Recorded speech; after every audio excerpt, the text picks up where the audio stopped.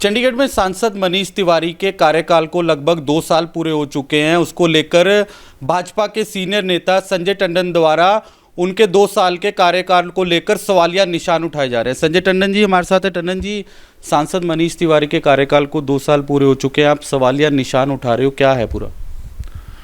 देखिए, आज 2 साल उनके सांसद बने हुए हो गए हैं। मैंने उनसे पूछा है कि आपने चंडीगढ़ के लिए क्या किया है, आप उसका जवाब दें। आपका कोई वाइट पेपर आप इसका रिलीज़ करें कि आपने क्या क्या काम किए हैं, उसके बारे में आप जानकारी दें।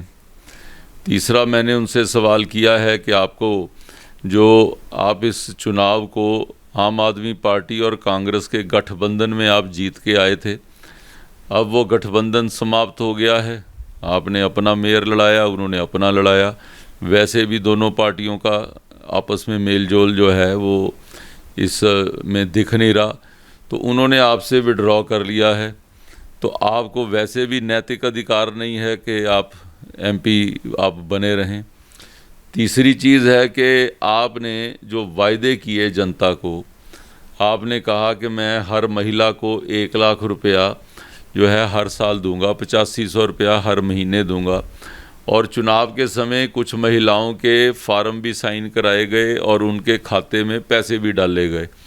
आपने झूठ के आधार के ऊपर आपने लोगों का वोट लिया और लोगों के साथ छल करके आप जीत के आए हैं। तो आपने उनको जो वो प्रॉमिस किया था वो तो दिया नहीं है।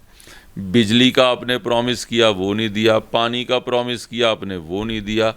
आपने उनको कितने लुभावने वादे नौकरियों के दिए, आपने वो भी पूरा नहीं किया। तो आज आप कहाँ खड़े हैं?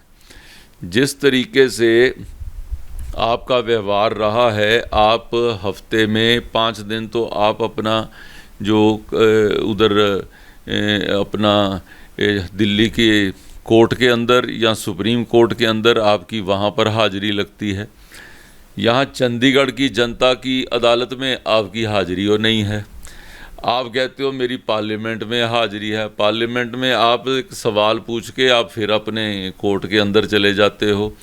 आप एक वीकली एमपी की तरह चंडीगढ़ में दिखते हो। शनिवार दोपहर की ट्रेन में आते हो और रविवार की दोपहर की ट्रेन में आप वापस चले जाते हो। लेकिन कांग्रेस कह रही है कि सांसद प्रमुखता से मुद्दे उठा रहे हैं संसद के अंदर, और उन्होंने कहा था कि 8500 रुपये तब देंगे जब कांग्रेस पार्टी आएगी। तो उस समय लोगों के खाते में क्यों ट्रांसफ़र किए थे? फार्म लोगों के क्यों भराए थे? अगर सारों को देने ही थे तो आपको फार्म बनाने की क्या ज़रूरत पड़ी थी? आपने ये कहा ये तो आपका आज से शुरू हो रहा है। आपने ये वहाँ पर लिख के लोगों को दिया हुआ है। जो फार्म हमारे पास है आज तक, वो फार्म को आप उसकी कॉपी ले सकते हैं और आप देख सकते हैं उसके नीचे वो उन्होंने महिलाओं से फार्म भरवाया और कुछ महिलाओं के खाते में पैसे भी डाले।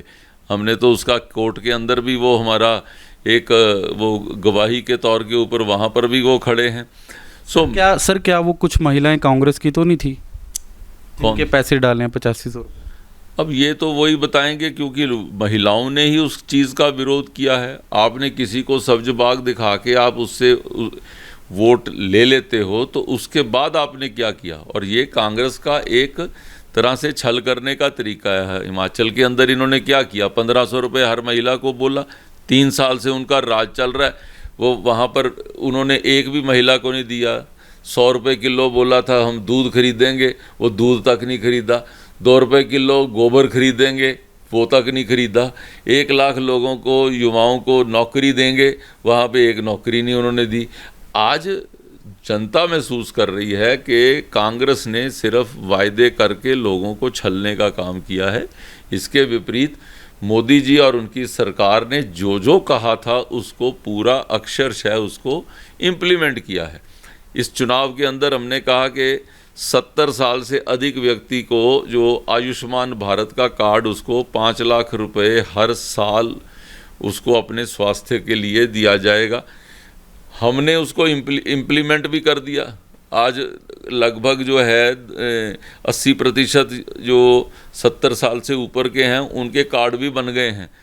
इन्होंने किसी चीज़ का नहीं किया। आप देखें यहाँ से जो पहले वो उधर से चुनाव लड़े थे आनंदपुर साहब से, वहाँ पे उनके पोस्टर लगे हुए थे, भगौड़ा एमपी। लापता के भी पोस्टर लगे थे। हाँ जी, वहाँ पर लगे, लुधियाना में लगे, चुनाव के वक्त वहाँ से भाग गए। अब जो है लोग पूछते हैं तो कहते हैं मैं सवाल पूछ रहा हूँ। सवाल पूछना, सवाल खड़ा करना ये मुद्दा नहीं होता। आपने कितने सवालों का जवाब दिया है जनता के सामने, आपने किस सवालों का, आप उनके सुख दुख में आप सामने उनके उपलब्ध हैं नहीं हैं, इन चीज़ों का जवाब जनता मांगती है, उसका उनके पास कोई जवाब नहीं है। टंडन जी, आने वाले समय में नगर निगम चुनाव है, आम आदमी पार्टी कांग्रेस को कैसे देखते हो? क्योंकि कुछ काउंसलर आम आदमी पार्टी से जीते थे, कांग्रेस में शामिल हो गए, मतलब खेला चलता रहा। अब चुनाव है आने वाले टाइम में। नहीं, जिसके साथ भी इन्होंने संधि करी है उसके बाद इन्होंने उसको छला है, उसी के लोगों को अपने आप में जो है वो शामिल किया है, उनके लोगों को लेकर भागे हैं। इन्होंने तमिलनाडु के अंदर देखिए जिन लोगों के साथ चुनाव लड़ा, चुनाव के बाद उन्हीं को छोड़ के दूसरे के साथ वो मिल गए और उनको आधे रास्ते में छोड़ दिया। ऐसा इन्होंने कई लोगों के साथ किया है। तो मेरे को लगता है कि ये कांग्रेस के सिस्टम की जो है उसके अंदर धसी हुई एक उनकी धारणा है जो वो हर चीज़ के अंदर सामने दिखती है। आज 2 साल हुए हैं, 2 साल में जनता मांगती है जवाब, तिवाड़ी साहब दें इसका जवाब। सर, कैमरे जरूर लगे हैं सांसद निधि फंड से। देखिए, कैमरा लगाना आपको सांसद निधि फंड एक मिल गया, आपने एक एरिया के अंदर गए, वहाँ पे उनकी आज की व्यवस्था क्या है? आप तो बहुत एक कुशल पत्रकार हैं, आपका कैमरा भी सब जगह घूमता है, आप जरा जाकर देखिए वो है कहाँ पे। वो कैमरे बंद भी पड़े हैं। वो कैमरे चला कौन रहा है और उसको देखने वाला व्यक्ति वो कौन है? आपने एक वहाँ कैमरा लगा के अपना फीता काटा और उसके बाद उसकी तरफ मुड़ के वहाँ नहीं देखा, कोई और व्यक्ति उसको जो है यूज़ कर रहा है, या वो ख़राब पड़े हैं, या कोई लोग उसको बेच भी गए हैं। ये चीज़ को चेक करना चाहिए। बिल्कुल, बीजेपी के सीनियर नेता थे संजय टंडन जी। सांसद मनीष तिवारी के कार्यकाल को लगभग 2 साल हो गया और उन पर उन्होंने तीखा हमला भी बोला है। महिलाओं को 8500 रुपये देने का वादा किया था, उसमें शून्य है, और उनके संकल्प पत्र में उन्होंने जितने वादे किए वो भी शून्य है। चंडीगढ़ से वीडियो जर्नलिस्ट रवि यादव के साथ हिमांशु शर्मा, चंडीगढ़ दिन भर।